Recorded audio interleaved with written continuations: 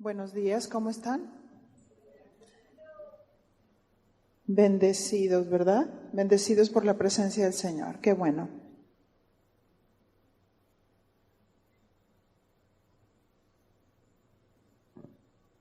Vamos a ver en esta mañana un tema que se llama Tu palabra protectora.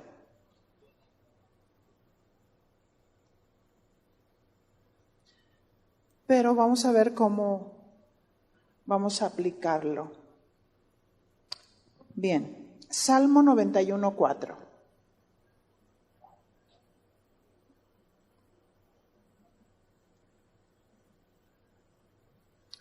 Padre, en el nombre de Jesús estamos aquí delante de ti y mi Dios, pedimos tu ayuda, tu iluminación, tu entendimiento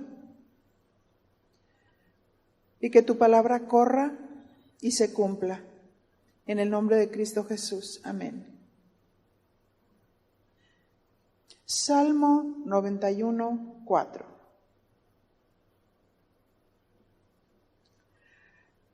Y dice así: con sus plumas te cubrirá, y debajo de sus alas estarás seguro. Mi pregunta es, ¿Dios tiene plumas? ¿Tiene alas? No. Significa que estas son expresiones antropomórficas para ilustrar la protección de Dios. Y dice así: con sus plumas me cubrirá. Esta palabra cubrirá, del hebreo shakak,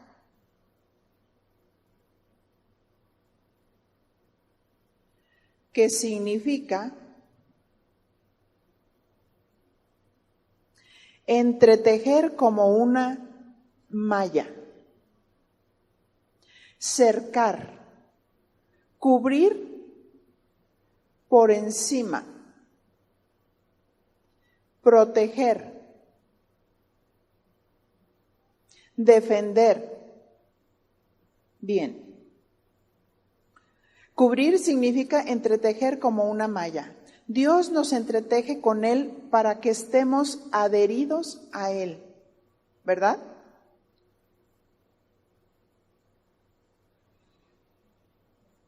Porque si estamos adheridos vamos a estar protegidos, porque estamos apegados a Él, a su presencia, a su palabra. Cercar es otra de las definiciones que nos dio. Significa cubrir por encima. ¿Y para qué nos cerca? Es para protegernos.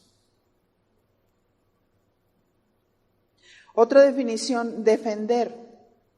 Nos cerca para defendernos. ¿Y cómo nos defiende? Con su palabra. Ahorita Patti lo decía, ¿verdad? A veces vamos y pedimos consejo a alguien que nos está dando un consejo que no es bíblico. No importa que la persona sea cristiana.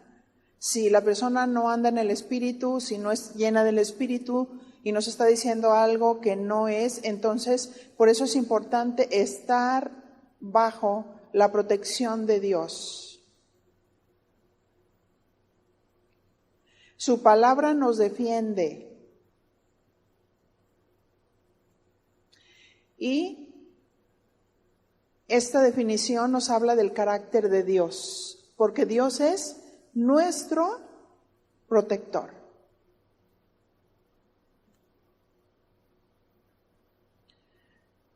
Y la manera que el enemigo nos ataca es con argumentos. ¿Cierto? Hay quienes temen al diablo y temen que de pronto le salga por una esquina y todo rojo y con cuernos y cola, ¿verdad? Y la gente se espanta. Pero no se da cuenta que el enemigo ataca con argumentos. ¿Y nosotros cómo nos debemos de defender? Con argumentos más altos. Porque nuestros pensamientos no son los pensamientos de Dios. Los pensamientos de Dios son más altos que los pensamientos del hombre. Así es que dice la palabra en Corintios, porque las armas de nuestra milicia no son carnales, sino poderosas en Dios para la destrucción de fortalezas. ¿Y qué es lo que levanta una fortaleza? Un pensamiento, una idea, un argumento. ¿Sí? Una fortaleza en nuestra mente.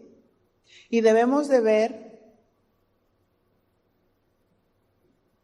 qué es lo que queremos levantar en nuestra mente, qué tipo de fortalezas. Así es que la manera que el enemigo nos ataca es con argumentos. Y esos argumentos vienen de la naturaleza del adversario.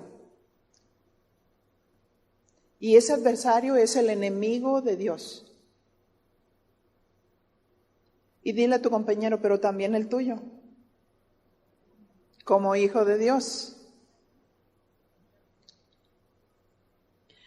Ahora notemos, el enemigo usa la palabra y la descontextualiza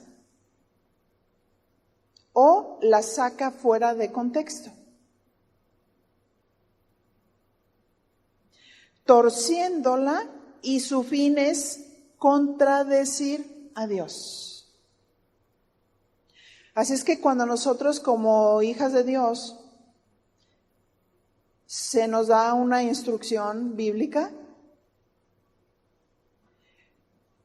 y nosotros sabemos que es la instrucción de Dios, pero viene esa batalla, viene esa idea, ese pensamiento, que lógicamente viene de la naturaleza humana, de la naturaleza caída.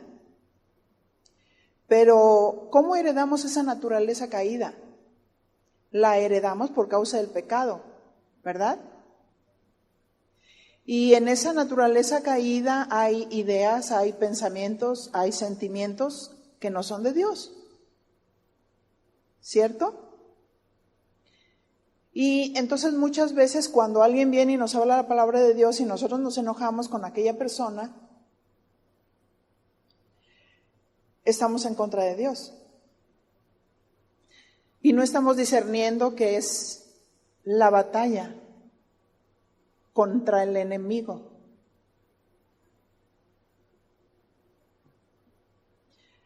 Satanás siempre va en contra de los principios de Dios.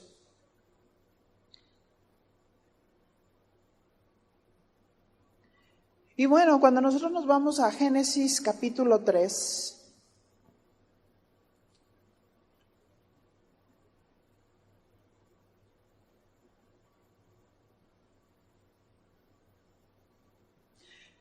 y nos dice, pero la serpiente era astuta,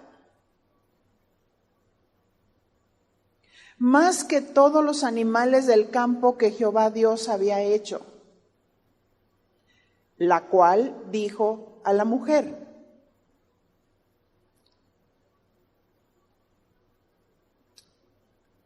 con que Dios os ha dicho, no comas de todo árbol del huerto. Primeramente vamos a definir la palabra astucia. Esta palabra astucia, del hebreo arum, que trae un participio pasado de astuto, que es artero, y esta palabra por lo general en sentido priorativo significa hablar con suavidad.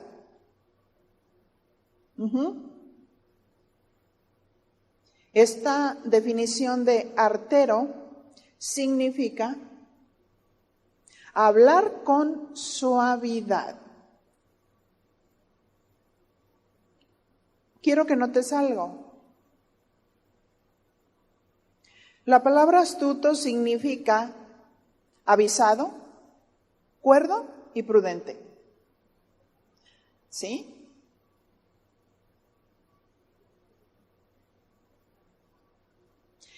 Y de ahí se deriva estas otras palabras que es Arun y artero, para definir la actitud de Satanás, que habla con suavidad. ¿Cómo le habló a Eva? Con suavidad. Así es que la mujer reacciona ante la inflexión de la voz.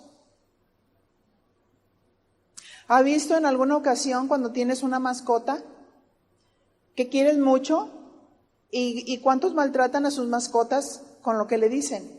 Pero lo hacen en un tono, con una inflexión, con suavidad y le dicen, ¡ay, eres inmundo! ¡Eres inmundo! ¡Precioso! Y el perrito mueve la colita, pero ¿qué le está diciendo? Pero le está hablando con suavidad. Y entonces el perrito actúa ante la inflexión de la voz.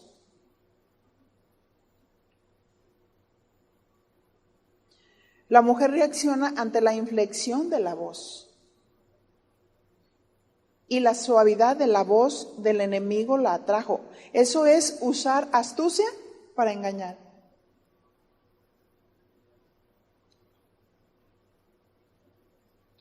Su voz suave abrió la puerta para entablar conversación con el enemigo. Así es que hay que entender una cosa.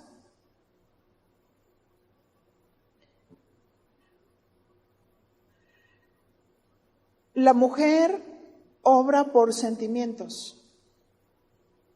Y la mujer pone en primer lugar los sentimientos que la razón.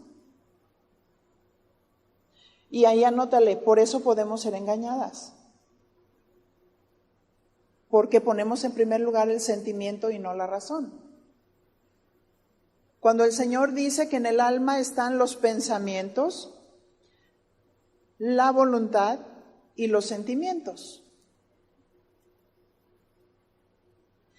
Y cuando nosotros metemos los sentimientos, somos engañados. ¿Por qué? Porque a veces has construido mucho. Y por un mal rato, botas todo. Por un mal rato, puedes deshacer un matrimonio. Por un mal rato, o por una situación a la cual te enfrentaste que no te agradó, puedes deshacer una amistad de mucho tiempo. ¿Por qué? Porque fue más grande el sentimiento que la razón. ¿Se fija cómo podemos ser engañadas? Y constantemente tenemos que estar reflexionando. Bueno, porque la palabra astucia, hablando de su definición, también se aplica en el sentido positivo. Satanás lo usó en el sentido negativo.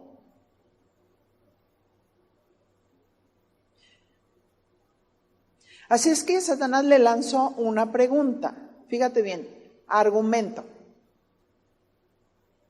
Con que Dios os ha dicho.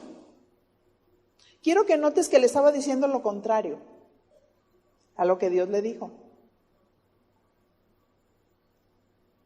Con que Dios os ha dicho, no comas de todo árbol del huerto. Observemos cómo planteó la pregunta. Lo contrario para saber la instrucción correcta. ¿Cómo contestó Eva? No, espérame. Lo que Dios dijo fue que del fruto de estos árboles del huerto podemos comer.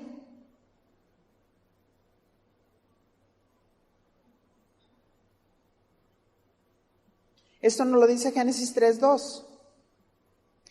Génesis 3:3. Pero del fruto del árbol que está en medio del huerto, dijo Dios, no comeréis de él ni le tocaréis para que no muráis. O sea, la mujer se dejó llevar por la suavidad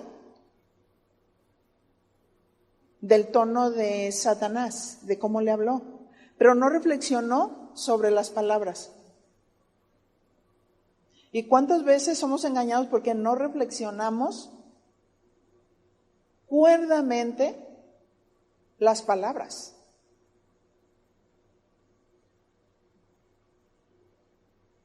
Del fruto de los árboles sí podemos comer. Así es que, ¿qué hizo? Fue engañada por un juego de palabras que fueron dichas con astucia. Eso provocó que le diera armas al enemigo para saber cómo iba a destruir la humanidad. Le lancé una pregunta, pero para lograr que me dijera la verdad de Dios.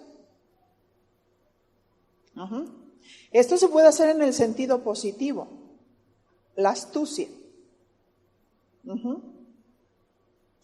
Cuando alguien usa criterio y discernimiento y Dios le muestra la intención del corazón,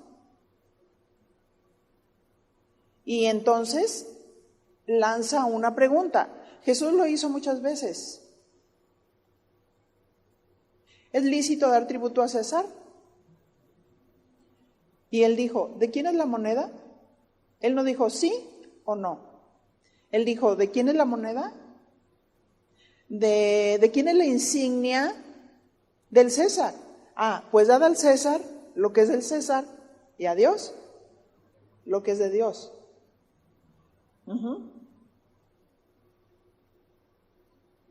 Eva reveló los secretos de Dios al enemigo y pecó.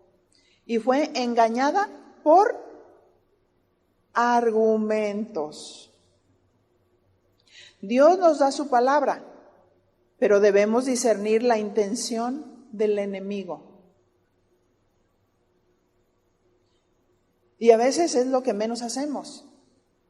Debemos de discernir la intención del enemigo. Ahora mi pregunta es, ¿tu hermano es el enemigo? Tú dices no, pero discierne lo que habla. Discierne su intención para saber si es Dios o el adversario que está hablando. Porque tú dices, no, es que es mi hermana. ¿Y qué? Si es mi hermana, entonces debe de hablar como hermana en Cristo, la palabra de Dios. Pero discierne su intención. ¿Cierto? Muchas veces hablamos con los demás como con la guardia muy abajo. No estamos viviendo o discerniendo el mundo espiritual. La palabra de Dios es espiritual. Pero debemos de captar también la intención para saber si es Dios o el adversario que me está hablando. Así es que hay que pensar y discernir. Pensar y discernir. La palabra de Dios nos trae protección. Pero ¿cuándo nos trae protección? Cuando es dicha con un corazón puro, sin doblez, sin ninguna intención oscura, sino que la leemos con sencillez, sin tratar de que diga lo que nosotros queremos que diga, sino lo que Dios quiere. Por ejemplo, Juan capítulo 10, verso 16. Vamos a poner algunos ejemplos de los cuales hay personas que toman alguna escritura y la tuercen. Porque eso es lo que hizo el enemigo. Toma una escritura y la tuerce. La saca fuera de contexto.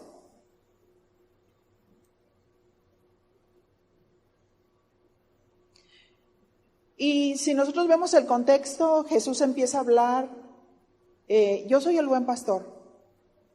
Y el buen pastor da su vida por las ovejas.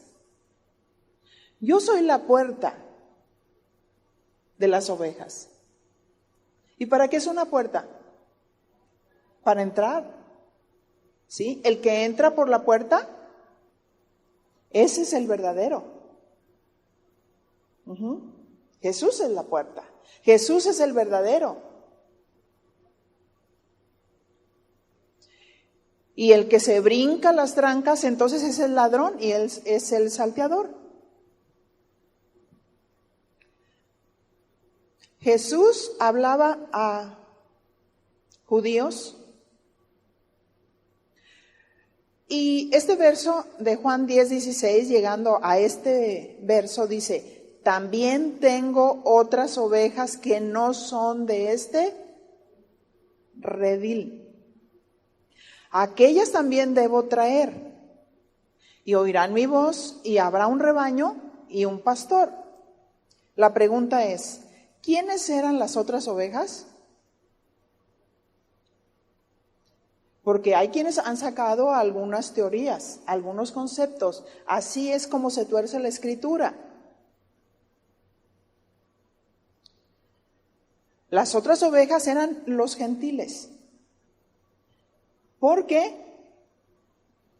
la palabra de Dios les llegó primeramente a los judíos.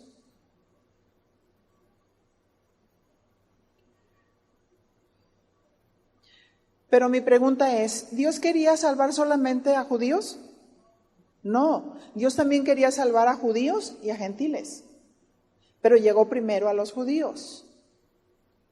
Incluso los discípulos creían que la palabra solamente era para los judíos, de tal manera que cuando nosotros estudiamos el pasaje de Hechos capítulo 10, hablando de la vida de Cornelio, y donde él oraba y Dios le da una visión que fuera o mandara gente a la casa de Simón, el curtidor, donde estaba Pedro allí, y Dios le da una visión y le dice: aquí está esta visión, un lienzo que bajaba con unos animales inmundos, y le dijo: mata y come.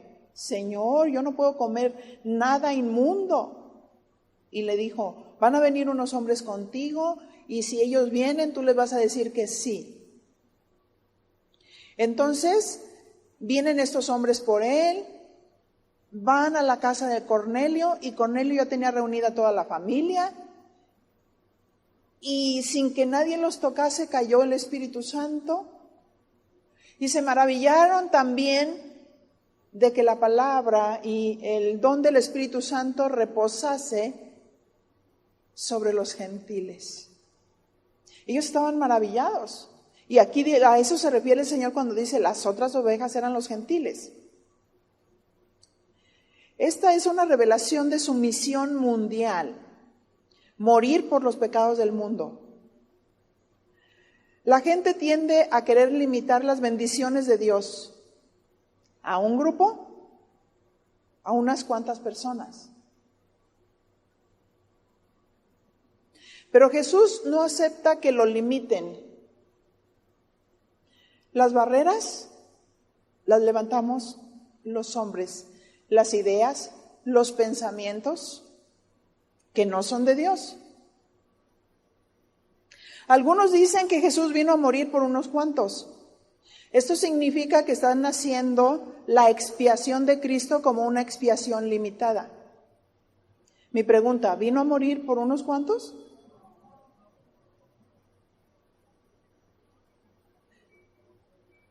Limitando la salvación y aludiendo que solo la salvación es para algunos escogidos. No. Y en este pasaje nos lo mostró Juan 3:16. Estamos estableciendo argumentos bíblicos, si ustedes se fijan. Esa es la manera que Dios nos protege para deshacer los conceptos humanos. No importa que venga del más pintado. Juan 3:16, porque de tal manera amó Dios al mundo que ha dado a su Hijo unigénito para que todo aquel que en Él cree no se pierda, mas tenga vida eterna. El plan de Dios es que la gente crea en Jesucristo. Pero para que crea, se le tiene que predicar el Evangelio. Y muchos van a creer y muchos no van a creer. Eso depende de cada quien.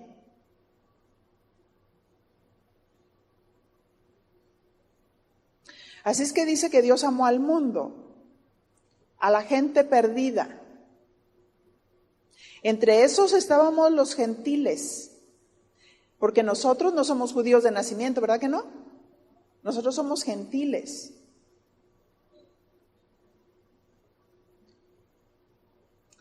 Y antes de la venida de Cristo, los gentiles y judíos se mantenían alejados entre sí. Esto vamos a verlo ahorita en Efesios capítulo 2. Consideraban que los gentiles estaban muy alejados del poder salvador de Dios. Esto lo decían los judíos, y por lo tanto sin esperanza. Los gentiles se sintieron ofendidos por las declaraciones de los judíos. Cristo revela la pecaminosidad total, tanto de judíos como de gentiles. Porque Romanos 3 dice, ¿verdad? No hay justo ni aun uno. Todos pecamos y estábamos destituidos de la gloria de Dios. Estábamos con una condición de inutilidad, de inferioridad.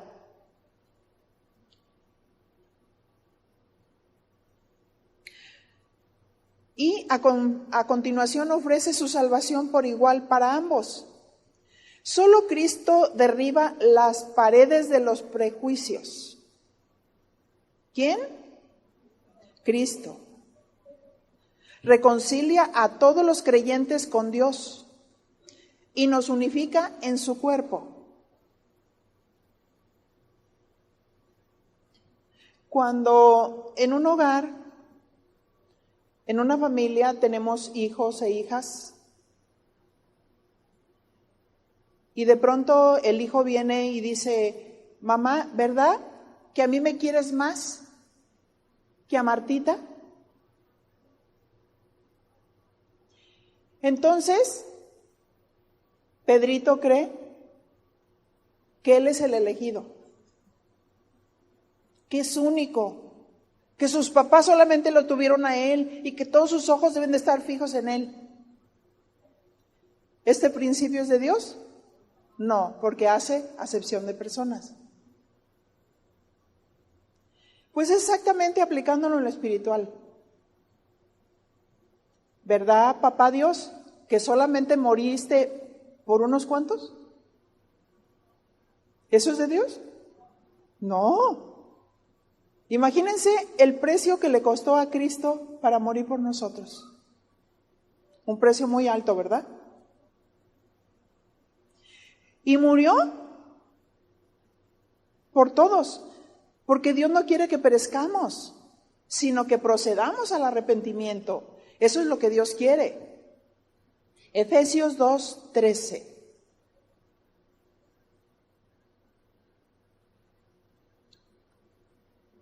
Y dice así: pero ahora en Cristo Jesús, vosotros, que en otro tiempo estabais lejos, habéis sido hechos cercanos. ¿Por qué?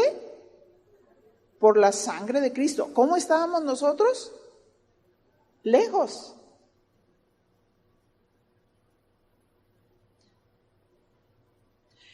Ahora, según el contexto, estaban lejos judíos y gentiles. Lejos de Dios. Verso 14, Efesios 2:14. Porque Él es nuestra paz. ¿Quién? Cristo. Que de ambos pueblos hizo uno. Pero si nos centráramos a que solamente los judíos son los elegidos,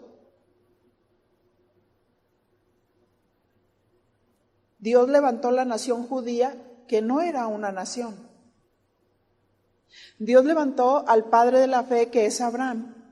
Lo sacó de un lugar pagano, Ur de los Caldeos, y le plació darle una promesa que sería grande su descendencia, apuntando ya a la redención de Jesucristo.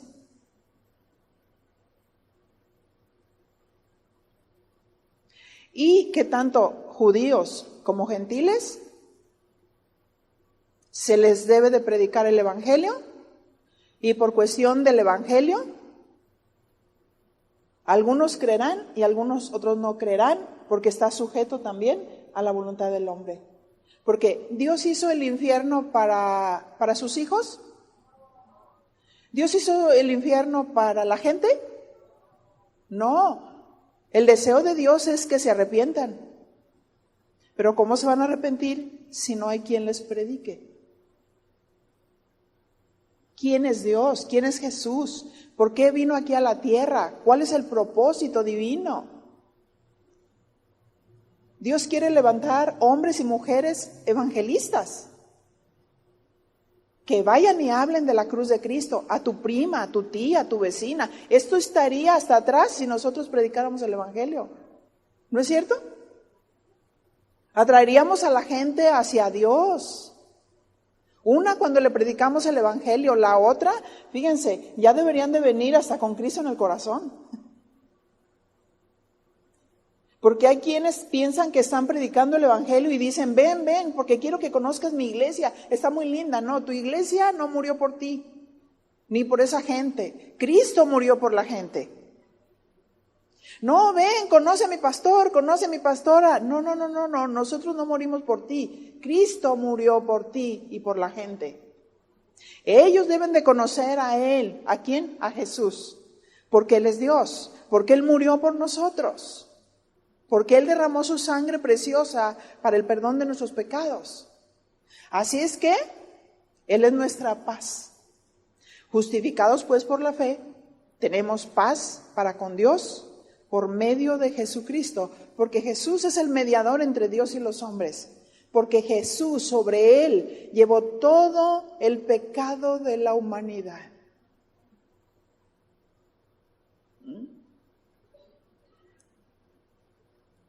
Dice que de ambos pueblos hizo uno, derribando la pared intermedia de separación.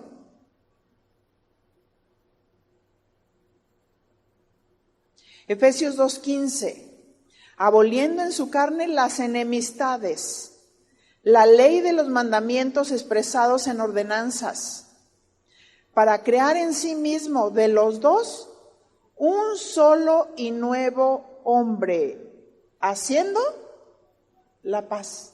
Así es que ya no hay judíos ni gentiles. Somos uno en Cristo Jesús. Efesios 2:16. Y mediante la cruz reconciliar con Dios a ambos en un solo cuerpo, matando en ella las enemistades, como lo que sucedía en el tiempo de los judíos. ¿Por qué surgió la región samaritana? Se mezclaron con otras razas y dijeron, para ellos ya no hay salvación. Pero ¿cuántos saben que Dios es misericordioso? ¿Cuántos saben que Dios es perdonador? ¿Cuántos saben que el Señor vino a matar las enemistades? ¿Cierto?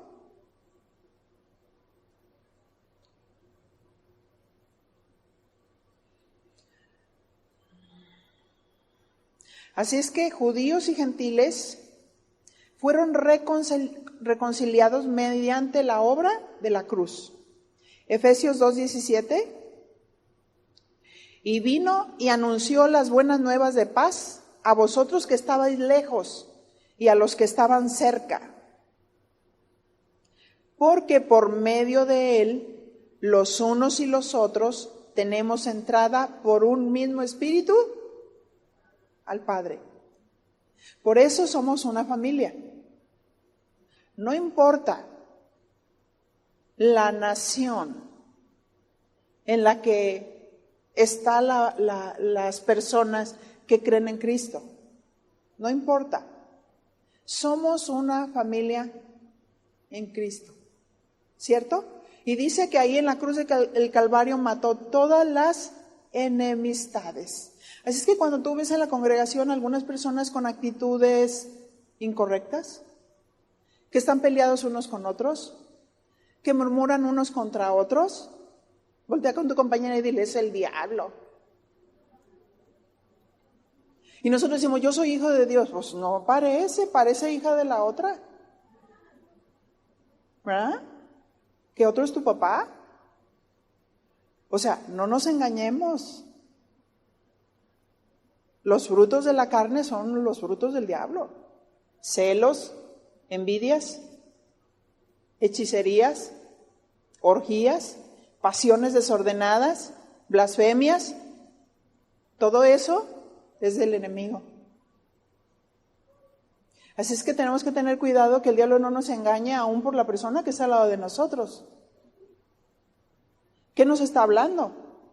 ¿Te está hablando de Dios? ¿Está hablando de edificación? ¿O está criticando? ¿O está murmurando? ¿Está hablando para edificación? ¿O está hablando las leyes del infierno? ¿Sí? Que tienen que ver con los argumentos de la naturaleza caída.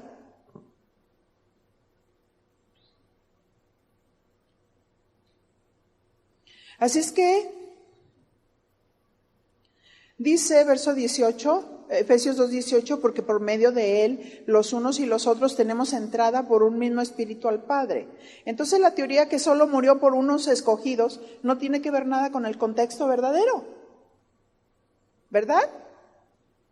Pero el enemigo la tuerce. ¿Y por qué decimos que el enemigo la tuerce? Porque cuando un ser humano usa en parte la palabra y hace que diga lo que él quiere, a lo que el enemigo le sembró a través de otros.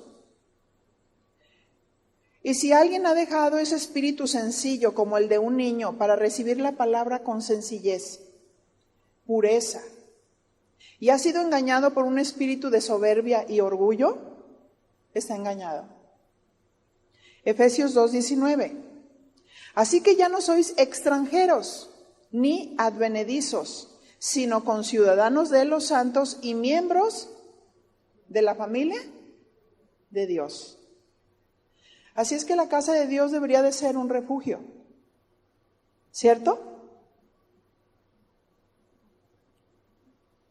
Un refugio donde nosotros decimos, ahí vamos a ser bendecidos, edificados, ahí vamos a adorar a Dios, se nos habla la palabra y como hijos de Dios tomamos la palabra y la empezamos a vivir, ¿cierto?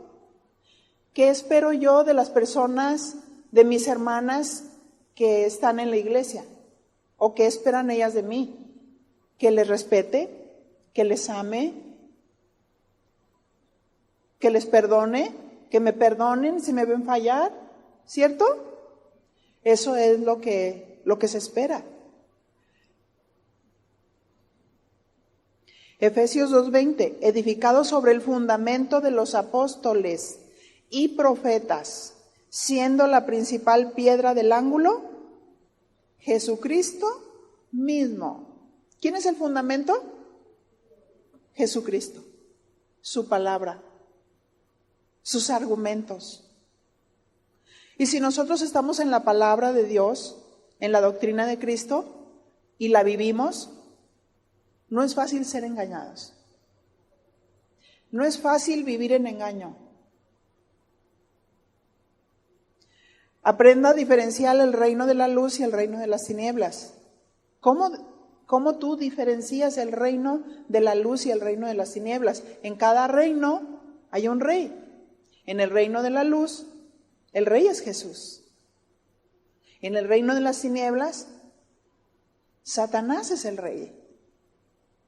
Así es que cada quien se comporta dependiendo de las leyes que dicta el rey.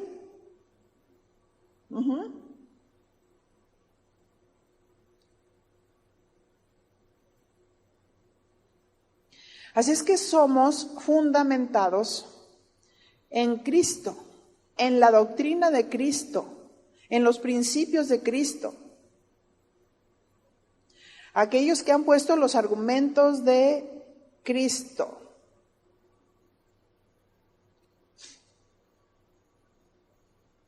Pero algunos dicen, no, espérame, es que el teólogo fulano dice que Jesús no nació de una manera virginal. Eso es lo que dice el teólogo. Por más pintado que esté, yo creo lo que dice la Biblia. Jesús es Dios y Jesús nació por obra del Espíritu Santo y por eso su sangre es preciosa, porque no hubo contaminación humana. Eso es lo que dice la palabra de Dios. Así es que si el teólogo es muy reconocido, lo siento.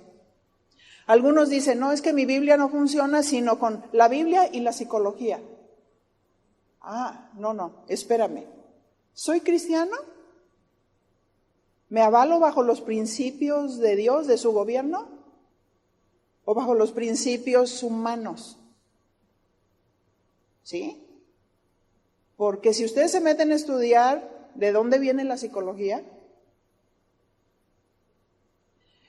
y se dan cuenta de los argumentos que usa la psicología, ¿sí?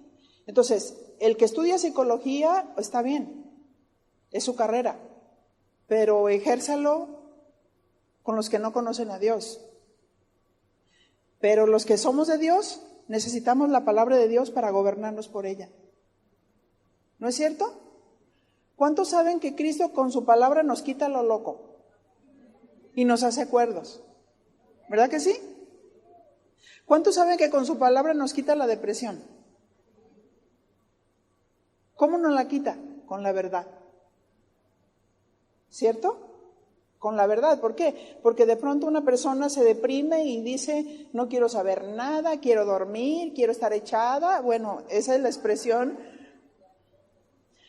Perdón la expresión, pero Jonás cuando desobedeció a Dios, entonces dice que fue y se echó.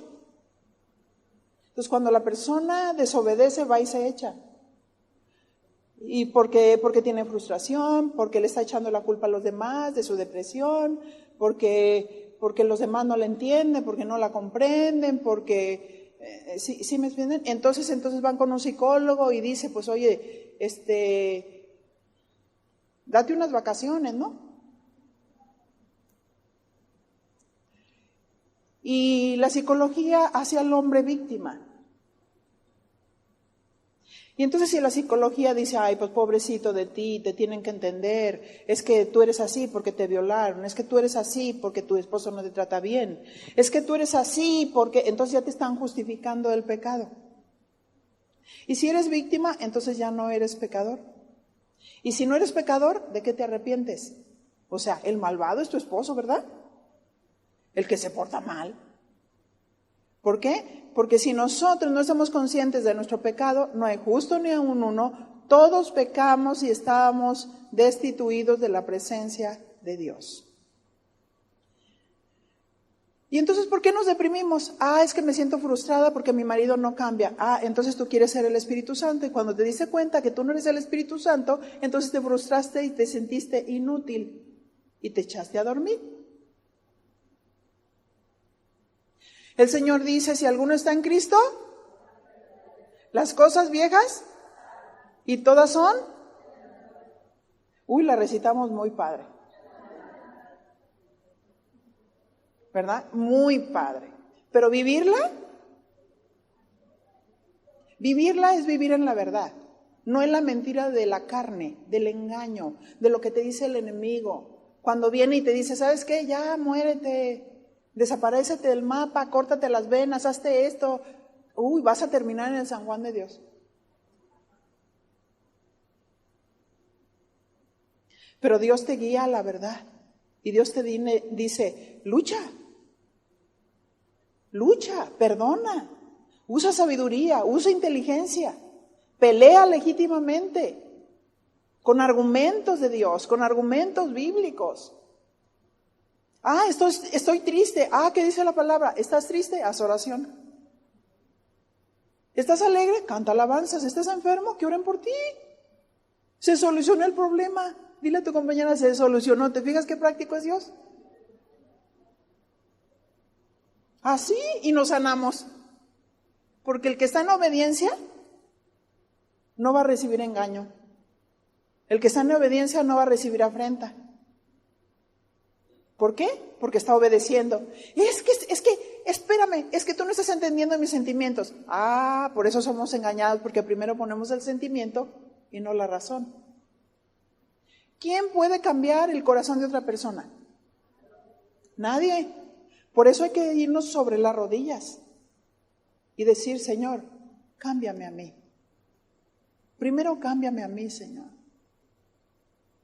Muéstrame qué estoy haciendo mal. Muéstrame qué cosas estoy haciendo mal para cambiarlas. Porque lloramos y lloramos y yo, Señor, cámbialo, cámbialo. Hasta lo quieres cambiar por otro.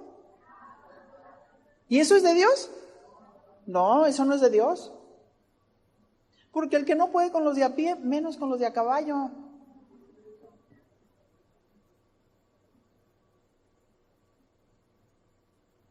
Así es que esos son los argumentos. No, la Biblia y la psicología. Espérame, vámonos a las raíces del problema. ¿Por qué es así? ¿Por qué reacciona? ¿Por qué es iracundo? ¿Por qué eso? Dile a tu compañera, ¿a ti qué? ¿El por qué? Como aquellos que caminaban con el Señor y le dijo, oye Señor, explícanos.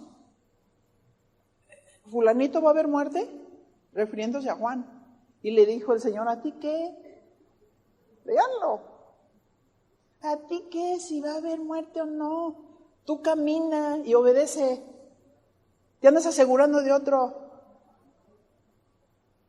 ¿Cierto?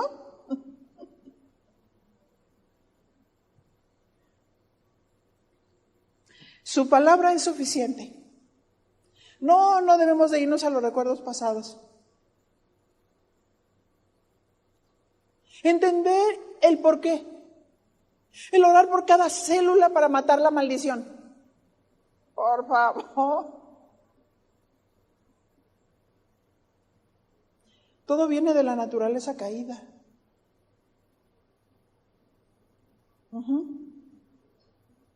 No vamos a entender el por qué la persona reacciona de esa manera. Es porque trae la naturaleza pecaminosa que está en nuestros miembros. Que nos llevan hacia donde tú no quieres. Pero si eres hija de Dios, tienes a Cristo. Si eres hijo de Dios, tienes a Cristo, tienes su palabra. Tienes que pelear con su palabra, con la verdad, con los argumentos de Dios, para derribar toda mentira del enemigo, todo argumento del enemigo.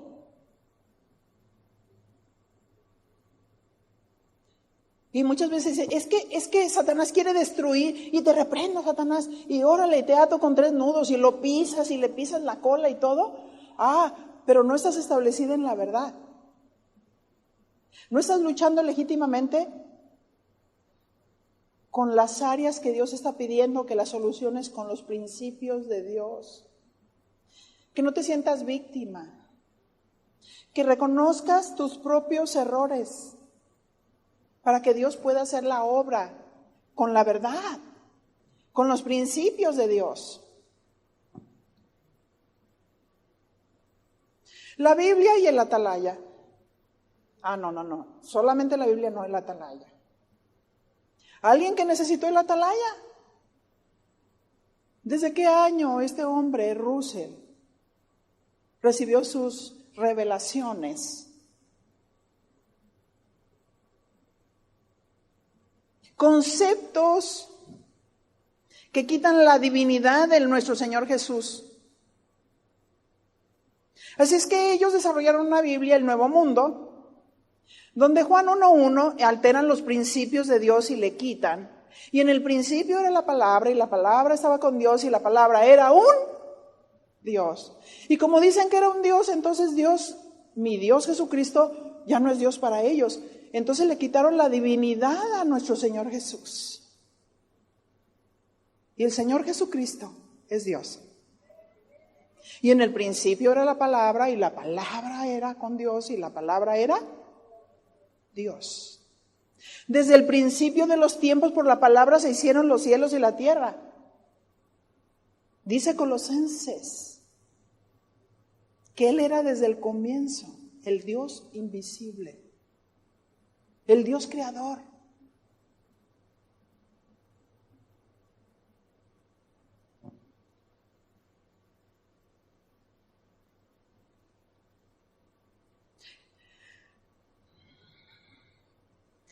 Esas alteraciones, que supuestamente ellos recibieron la revelación a través de un hombre llamado Russell, y hubo una evolución doctrinal de los testigos de Jehová, porque hace muchos años sí creían en la divinidad de Jesús, pero cambiaron todo. Y entre esas encontramos falsas profecías de los testigos de Jehová.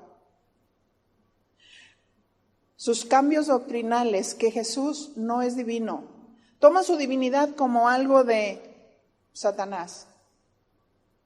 Esta frase de adorar al Hijo la cambiaron por rendir homenaje al Hijo. Cuando nosotros rendimos homenaje a la bandera, no la adoramos, ¿verdad que no?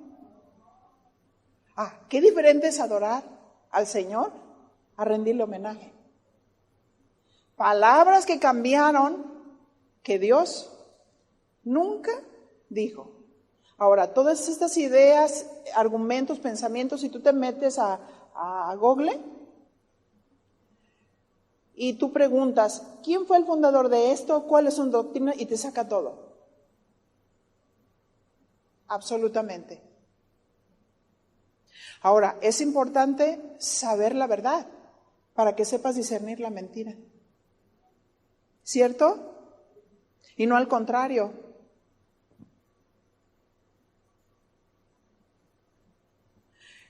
En muchos pasajes reemplazaron la palabra Señor con Jehová. Y cuando ahí dice Señor, significa el que tiene, el que es amo, el que gobierna, pero todo lo quisieron centrar en un solo Dios, quitando la divinidad de Jesucristo. Los dejo con esa capsulita. Volvamos a la definición, astucia. Dijimos lo que significaba astuto, significa avisado, significa cuerdo y significa prudente. Pero el enemigo usa estas características en sentido negativo, refiriéndose al adversario, el diablo, que a través de argumentos torcidos engaña a la gente. Otro ejemplo es 1 Timoteo 2:15.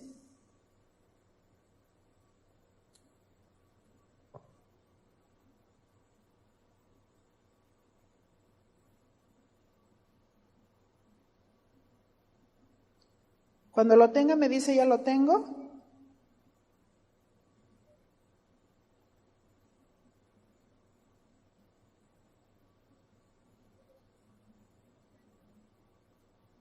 Primera de Timoteo 2:15.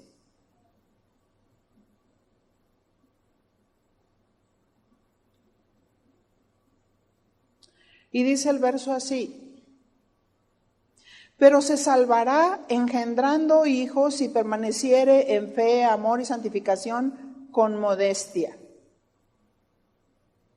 Si nosotros tomamos ese versículo fuera de contexto, ¿qué podemos entender? Se está refiriendo a la mujer. Se salvará la mujer si engendra hijos. Si entendiéramos literalmente esa escritura, entonces pensaríamos que nuestra salvación es por obras y no por fe. ¿Cierto? Efesios capítulo 2, verso 8.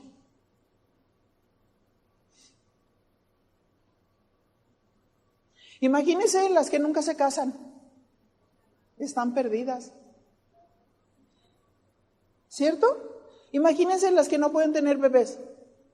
Perdidas. ¿Sería Dios justo? No oigo. Efesios 2:8. Porque por gracia sois salvos por medio de la fe. Y esto no de vosotros, pues es don de Dios. Dios, lo explico, nos regaló la salvación por medio de la fe en su palabra. Y dice Efesios 2:9, no por obras, para que nadie se gloríe. Así es que la salvación Cristo la ganó por nosotros por medio de la obra redentora de la cruz. Nos salvó por su obra redentora en la cruz del Calvario. Por eso Él tomó nuestro lugar. Nosotros merecíamos morir. Por eso Él nos justificó de nuestros pecados, porque sabía que nosotros no podíamos con nuestra propia carga.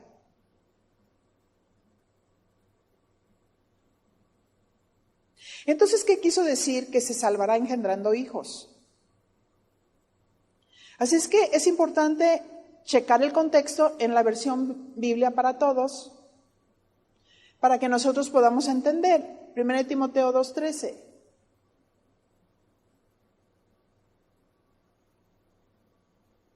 Y dice así: pues Adán fue creado primero. ¿Quién fue creado primero? Y luego Eva.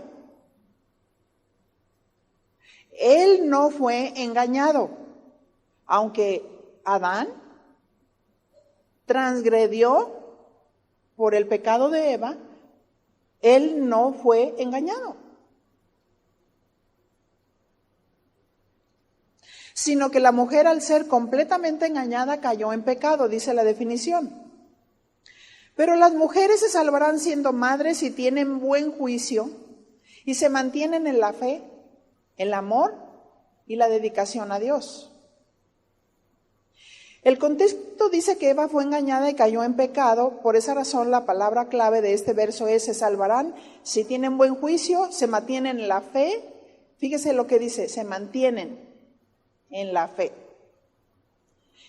Eso significa que si se mantienen en la fe de la palabra, solo Dios y su palabra hará que la mujer mantenga buen juicio y tenga el amor de Dios y la dedicación a su familia.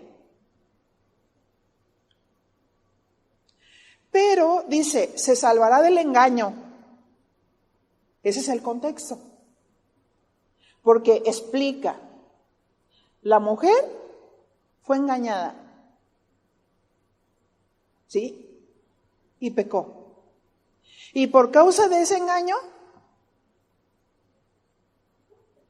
el Señor da estas instrucciones que ella se tiene que mantener en buen juicio y se salvará, pero no está hablando de soso.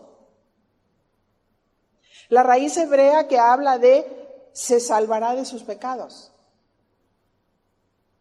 sino que está hablando de una palabra para decir que se salvará del engaño si se mantiene en fe y mostrando precisamente las buenas obras. Pero esas buenas obras son las que se hacen porque hemos creído, que es lo que nos dice Efesios, ¿sí? Y Dios preparó buenas obras para que andemos en ellas. Pero ¿cuánta gente no persevera en la fe? Por eso el Señor dice, el que persevera hasta el fin, ese será salvo.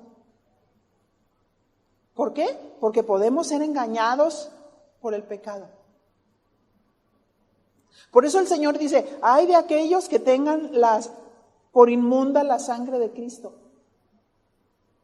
Porque después de haber sido iluminados, después de haber recibido la obra de la cruz, porque alguien que endurece su corazón a Dios, a la palabra y al Espíritu Santo y empieza a blasfemar contra Dios y contra la palabra, esos son los que apostatan de la fe. ¿Qué significa apostatar la fe? La dejan. La dejan. Y entonces está latente en que la mujer sea engañada, porque cuando Dios hizo primero, hizo a Adán.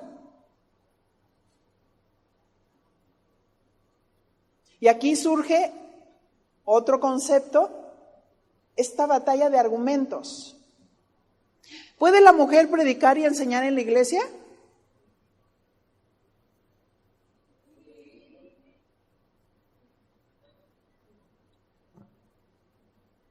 Notemos que este es el contexto antes de estas palabras y para entender mejor lo que dice estos principios que van amarrados.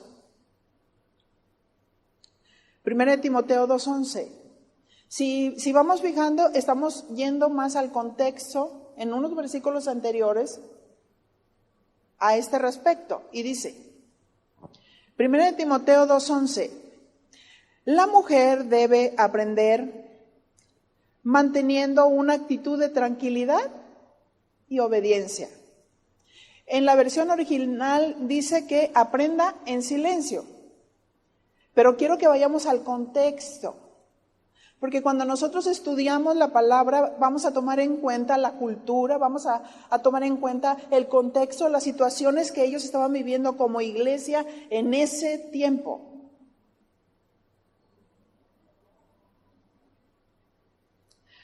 Y dice verso 12, no permito que una mujer enseñe ni ejerza autoridad sobre el hombre, sino que mantenga una actitud de tranquilidad.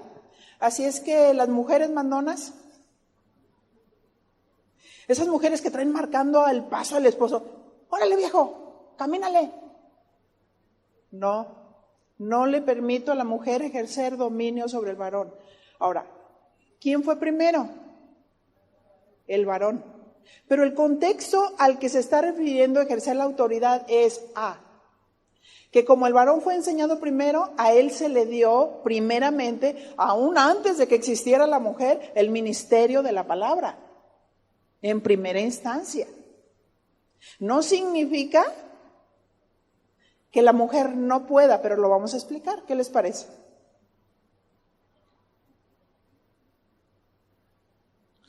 Por eso dice, sino que mantenga una actitud de tranquilidad. Por esa razón en 1 de Pedro capítulo 3 habla de que la manera que las mujeres pueden ganar a los varones que no conocen a Dios es teniendo un espíritu afable y apacible, que es de grande estima delante de Dios. ¿Sí? Entonces dice que la mujer debe respetar a su marido. Si una mujer le grita a su marido, le está faltando el respeto.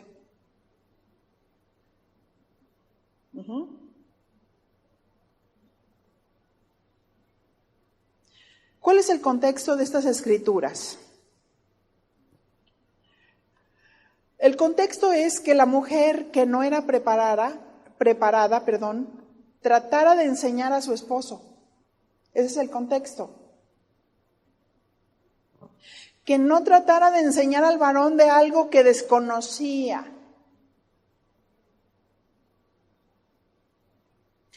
Para entender estos versículos debemos entender la situación en la que trabajaban Pablo y Timoteo. En el primer siglo de la cultura judía, a las mujeres no se les permitía estudiar. Ahora recordemos también nuestra cultura. ¿Recuerdan? Yo era pequeña cuando mi mamá me llevaba al mercado y nos íbamos siempre caminando, y en alguna ocasión que nos subíamos a un camión, éramos nada más nosotras dos como mujeres y puros hombres. Muchas mujeres no se preparaban, ni en lo secular. Era lo que ocurría en esos tiempos y hablando también en la palabra de Dios.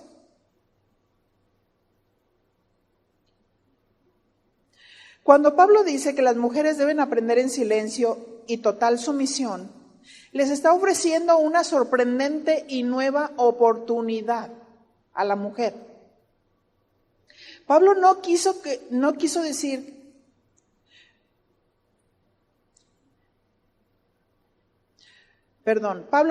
las mujeres de Éfeso enseñaran porque aún no tenían suficiente conocimiento y experiencia. La iglesia en Éfeso tenía un problema particular con los falsos maestros. Evidentemente, las mujeres eran especialmente susceptibles a sus falsas enseñanzas. ¿Por qué? Volvemos al mismo punto. La mujer puede ser engañada por el sentimiento. ¿Sí? Muchos le hablan bonito y ya quiere su casa aparte. Y ya quieren deshacer su matrimonio. Varones, cuidan a sus esposas. Háblenles bonito.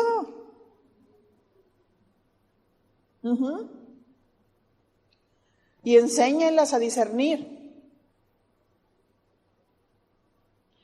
Y fíjese, según 2 de Timoteo capítulo 3, verso 1, nos habla de las situaciones que estaban ocurriendo con los falsos maestros en ese tiempo. También debes saber esto, que en los postreros días vendrán tiempos peligrosos, porque habrá hombres amadores de sí mismos, avaros, vanagloriosos, soberbios, blasfemos, desobedientes a los padres, ingratos, impíos, sin afecto natural, implacables, calumniadores, intemperantes, crueles, aborrecedores de lo bueno, traidores, impetuosos, infatuados, amadores de los deleites más que de Dios, que tendrán apariencia de piedad, pero negarán la eficacia de ella. A estos evita, porque de estos, y fíjense este verso, son los que se meten en las casas y llevan cautivas a las mujercillas cargadas de pecados, arrastradas por diversas concupiscencias. Y eso era lo que pasaba con mujeres viudas, que andando en sus emociones, andaban de casa en casa, chismeando. Verso 7. Estas siempre están aprendiendo, diga conmigo, siempre están aprendiendo. Y nunca pueden llegar al conocimiento de la verdad. Y de la manera que Janes y Jambres resistieron a Moisés, así también estos resisten a la verdad. Hombres corruptos de entendimiento, réprobos en cuanto a la fe, mas no irán más adelante porque su insensatez será manifiesta a todos, porque también lo fue la de aquellos.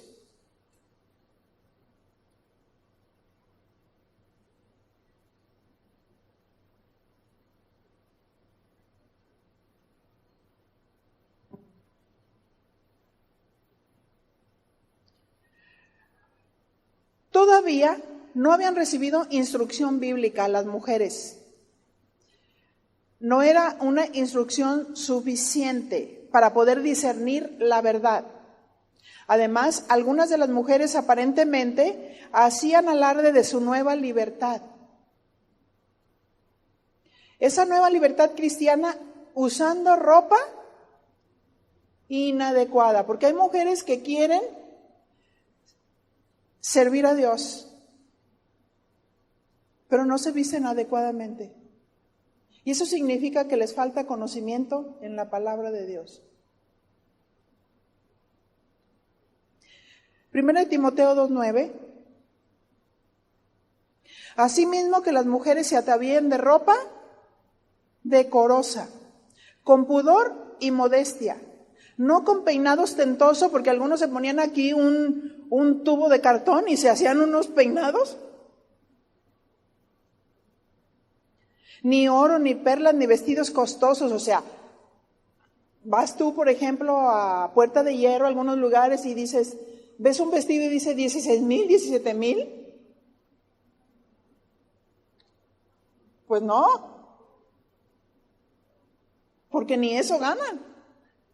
¿No es cierto? Pablo decía a Timoteo que no debía poner a nadie, en este caso mujeres, en posición de liderazgo si todavía no eran maduros en la fe. El mismo principio se aplica a las iglesias de hoy. 1 Timoteo 3:6, ve poniendo bases bíblicas. No un neófito, no sea que envaneciéndose caiga en la condenación del diablo. ¿Cierto? La mujer que quiere enseñar debe de ser preparada, estudiada.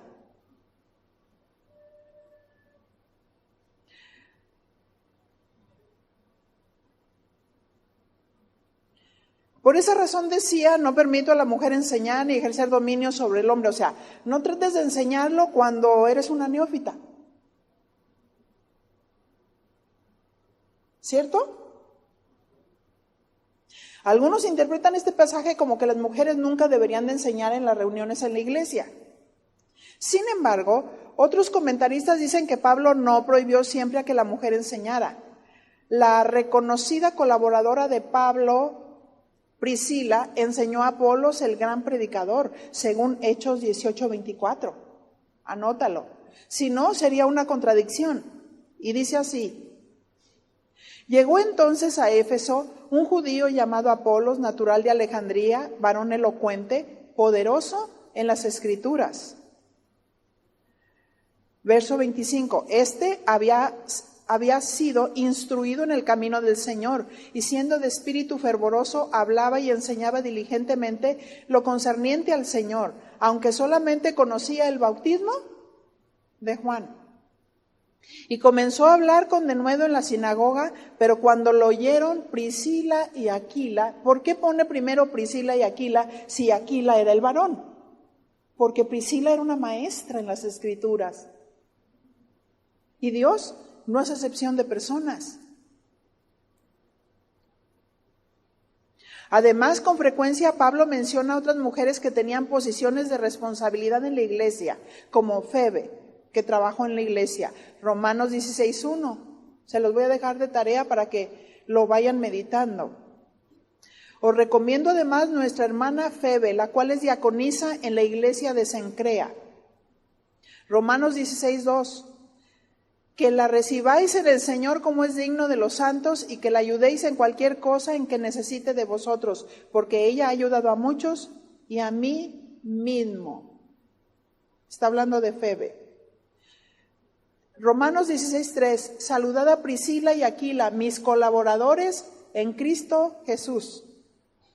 Romanos 16:4, que expusieron su vida por mí, a los cuales no solo yo doy gracias, sino también a todas las iglesias de los gentiles. Romanos 16:6, saludad a María, la cual ha trabajado mucho entre vosotros.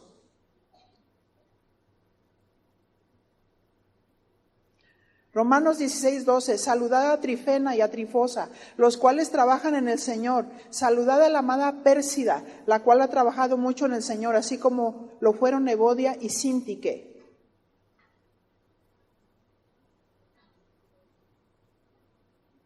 Así es que, cuando la mujer no es preparada, la actitud de ella debe de ser una actitud de silencio, con una quietud y compostura para comunicar.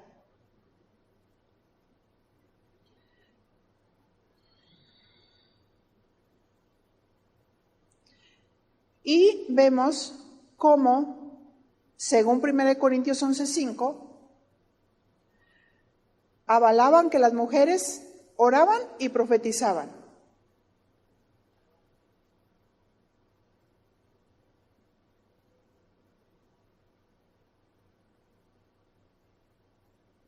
Y toda mujer que ora y profetiza debe ser una persona llena del Espíritu Santo y con conocimiento de la palabra. Para saber que el pasaje que está tomando es un pasaje que está diciendo lo que verdaderamente quiere decir y no lo que la persona siente en ese momento. Al conocer las Escrituras, entonces se pueden trazar de una manera correcta. Nuestro tema es tu palabra protectora. Todas esas respuestas, conforme a los principios de Dios, nos protegen.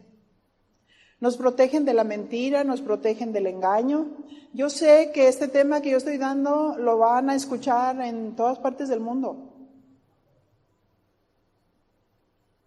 Y es importante establecer todos estos principios que dice la palabra de Dios, porque hay muchos conceptos y muchos argumentos respecto de que si la mujer puede predicar, no puede predicar.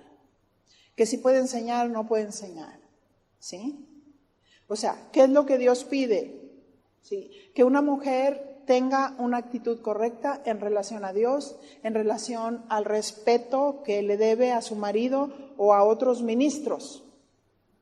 Pero que sea una mujer preparada, porque no es correcto que una mujer trate de dar a un varón un concepto cuando no sabe. Y continuamos el tema, ¿qué les parece? Creo que hay preguntas y respuestas interesantes como que, ¿cómo? O sea, hay preguntas como que, ¿es pecado usar el pantalón o no? ¿Les interesaría saber? Sí, porque hay varios conceptos y en las primeras generaciones los varones no usaban pantalón, usaban falda. Ajá. Entonces, ¿de dónde surgió eso? ¿En qué año se usó el primer pantalón? Hay preguntas y respuestas, ¿qué les parece? Pero la palabra nos sacará de todos los errores. Vamos a orar. Padre, en el nombre de Jesús, a ti te damos honor, gloria y reconocimiento en todas las cosas. Y reconocemos, Señor, que tú eres un Dios protector, que nos proteges con la verdad. Y aquí estamos, Señor, sentados a tus pies para escudriñar tu palabra, tu verdad, sobre los conceptos que ha levantado el enemigo o los conceptos que han levantado los pensamientos humanos. Y, Señor, no nos queremos regir por pensamientos humanos, queremos regirnos con los pensamientos de Dios. Que Dios les bendiga.